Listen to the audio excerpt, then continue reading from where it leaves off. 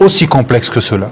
Et moi j'ai l'impression que ces termes sont de moins en moins opératoires, mais par contre, ils sont dans l'espace public, ils remplissent l'imaginaire et ils construisent justement cette vision binaire des choses entre eux et nous. Et en faisant cela, en ne déconstruisant pas les discours que nous entendons de part et d'autre, qui veulent avoir une définition normative de ce que serait l'islam.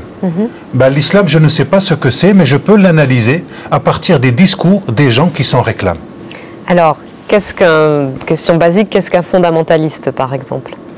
Il faut d'abord essayer de comprendre quelle est la fonction du religieux aujourd'hui. Et la fonction du religieux, elle est au moins de 3 ordres. Elle répond à un besoin identitaire, elle répond à un besoin de source d'espérance et elle est devenue un tremplin politique. Et il me semble que c'est beaucoup plus pertinent d'analyser aujourd'hui comment ces acteurs sociaux s'inscrivent dans ce processus.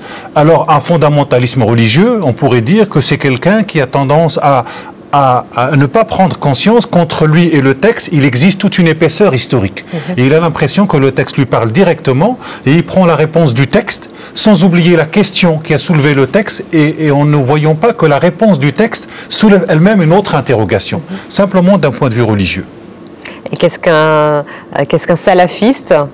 Un salafiste, alors aujourd'hui nous appelons salafiste des gens qui prétendent revenir au salaf, c'est-à-dire les pieux ancêtres, en essayant de copier le modèle de ce que serait le modèle prophétique et notamment les premiers compagnons du prophète. C'est une interprétation très rigoriste, c'est le terme qui est le plus souvent utilisé, du Coran.